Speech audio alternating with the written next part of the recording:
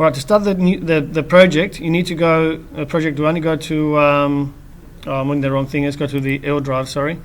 L drive for you guys, and it's under here, instructions, all right, and let's go to Revit Architecture Project, click in there, and then we've got list of the instructions, all right, so this tells you exactly how to start it. There you go. And you need to also refer to something else, house design architectural, this thing here. It gives you the sizes of how big this thing is. All right, so it's 8790, 13190, and whatever else, and that's the shape of it. All right, and that's what we're going to end up with by the end of it, something like this to pass up for your assessment. Okay, so that's that. So the instructions basically begin as we did today with our little test drawing here, demo. Start with the architectural template, call your file that, look at the house design and just the XPS file, which is this one here, to go with. Wall types, using wall structural for all walls, it says. Create the external walls using the basic 250 timber veneer, brick veneer. Make sure all the options are as shown below, which means this is what you have to have: the height, the level 1, finish face exterior, chain, no offset, and then you create an internal wall using that. The internal walls are out of 90 studs, so we've done the external ones, we'll put in the studs, and so on and so forth. Then we're going to add doors, and it shows you how to change the doors, change those settings we did earlier on in the doors. All right, so basically we begin with this. So basically we go to here. By the way, to close this, you can just click here, and that closes everything if you've saved it from previous. But see, I've got all these things open. Every time you open one of these, it just shows it there as well. So it might take a while to get out of it. So new, architectural template, go OK, and you basically begin drawing your walls. You set up your walls, structural, as I said before, it's got to be a timber 250, and we begin anywhere within this area here. We click and we go up, and how much was it? Well, you refer to this, and it was 8790 by 13190. All right, 8790, 13190. So we go up 8790. You can always change this afterwards. All right, you just put it in and change it afterwards. 13, is it 190? Or whatever it was, it doesn't matter really.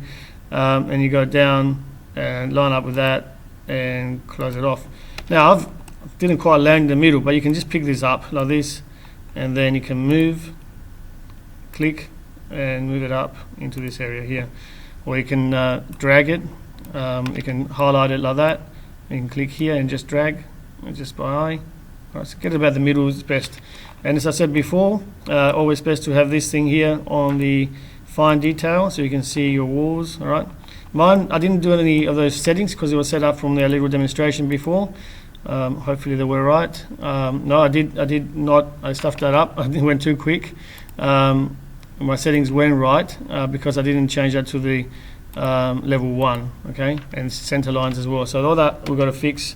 But anyway, just gives you an idea of how to do it. You can fix that up afterwards anyway, quite easily. You can just highlight this after. Like if you stuffed it up like I did, you should be able to highlight all those and just change them to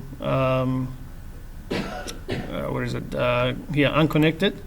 You can change it to level 1. All right, so that's been fixed. Wall center line, you can change that so it's actually wall face exterior. You can do all that afterwards as well. You can retrofit it, and you can just click here and just check that your sizes are right by doing this sort of thing here. You can click there and click there, and just that. It says 9040. In fact, we should be 8790. So you just change that to, should be 8790 was it. Click that. Click that a couple of times. You have to get to the other end. I can't get it, so I just do it like that. Okay, there you go. 8790. 90, takes a couple goes sometimes. And same with this one here, we can just make that one, what was that one? Does anyone remember? It was 13190. Alright, so you might want to print that off, 13190, because I keep clicking out it. Okay, 190. There you go.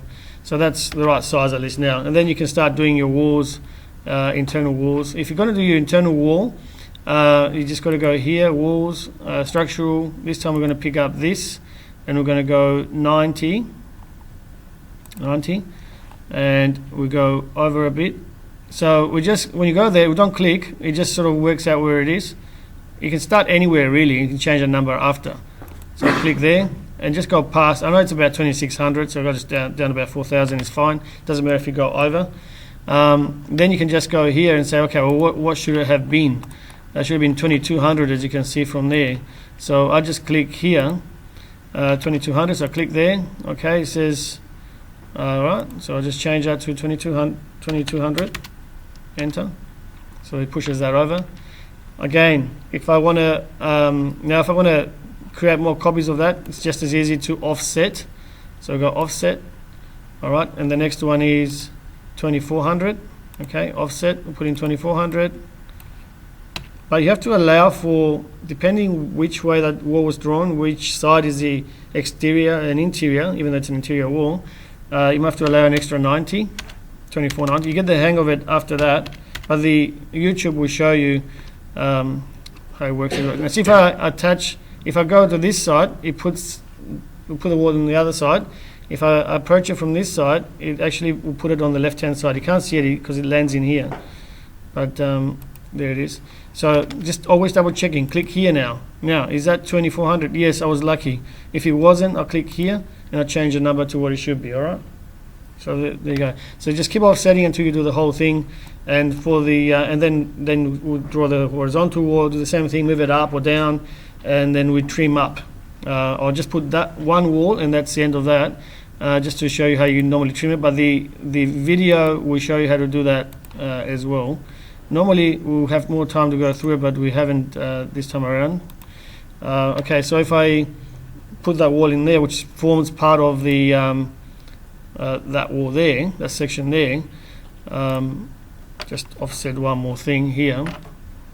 If I click on this one first, get the offset command here. It doesn't matter. I just put anything. Doesn't matter. Just to give you an idea. If I want to trim in here, you just use this. To trim, we do multiple trim. This one here, we select this one, and then we just click on that. Oh, sorry, Control Z. We'll click on the bit we want to keep. Sorry. So trim. First, you select the line you want to trim. So you select the multiple one, select that, and then you select what you want to keep. So it says here, it's got like a bit like an AutoCAD command line. It says select line or water trim extend. Click on the part you want to keep. Or else it tells you anyway. That one. And that one I want to keep, and that one. So it's a bit different to the AutoCAD trim. Now this one here is a bit different because you have to split it first. There's a split command there. Click that. Just one click and escape. And then you have to fill it. There's no trimming for a gap as such that way. So then you can do that sort of section there. So that's forming sort of part of that. Now I didn't check that was 2610. I just didn't because of just rushing. But in fact it probably isn't. I should have fixed it before I went and trimmed it. Okay. Anyway, I'll leave that one there. Because we're running out of time, and we can talk about